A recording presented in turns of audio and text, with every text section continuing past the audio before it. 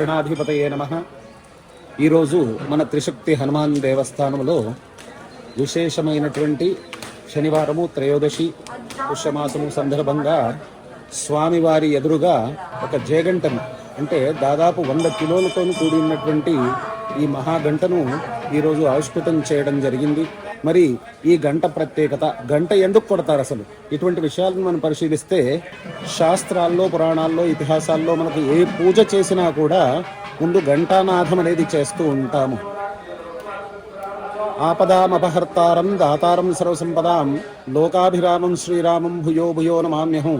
ఆ రాముల వారికి నమస్కరిస్తూ ఘంటానాదం యొక్క మంత్రాన్ని చెప్తూ ఉంటారు. అగమార్థంతు దేవానాం గమనార్థంతు రక్షసాం కుర్యాత్ ఘంటారవం తత్ర దేవతాహ్వాన లాంఛనం.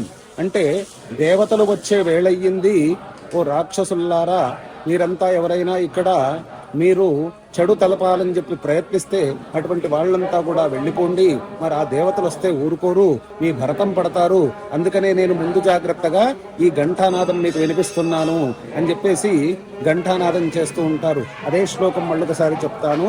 అగమార్థంతు దేవానాం గమనార్థంతు రాక్షసాం కుర్యాత్ ఘంటారవం తత్ర దేవతాహ్వాన లాంఛనం.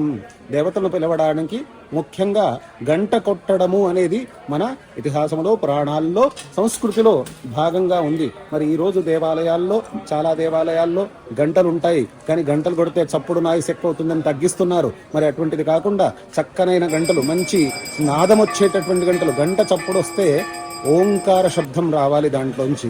ఆ శబ్దం వల్ల మన తరంగాలు మన లోపలికి ప్రవేశించి నెగిటివ్ ఎనర్జీనంతా కూడా తీసేసి పాజిటివ్గా మనల్ని ముందుకు తీసుకెళ్తుంది.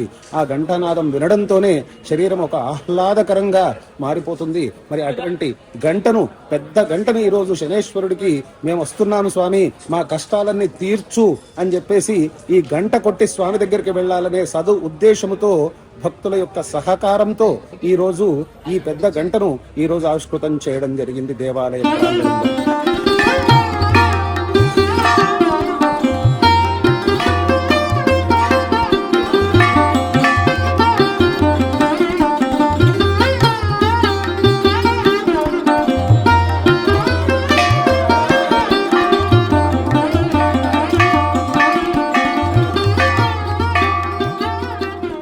చూసేటటువంటి, వినేటటువంటి పురాణ ఇతిహాసాలు కావచ్చు, కథలు కావచ్చు, రాజుల చరిత్ర కావచ్చు, ప్రతి రాజ్యంలోనూ, ప్రతి నగరంలోనూ ఒక గంట ఉండేది కూడల్లో.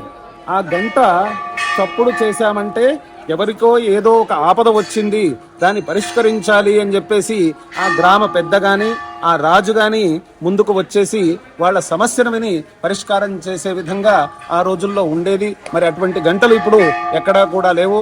అలాగే కొన్ని అనాథ శరణాలయాల్లో, అలాగే చిన్నపిల్లల ఆసుపత్రుల్లో చిన్న పిల్లల్ని అక్కడ వదిలేసి వాళ్ళు గంట కొట్టేసి వెళ్ళిపోతే, చర్చిల్లో మనం సినిమాల్లో చాలా చూసాము, ఒక గంట కొట్టేసి అక్కడ ఒక పాపను పడుకోబెట్టి వెళ్ళిపోవడం అనేది. మరి అటువంటి సందర్భాల్లో ఈ గంట యొక్క ప్రాముఖ్యతను మనం అర్థం చేసుకోవచ్చు.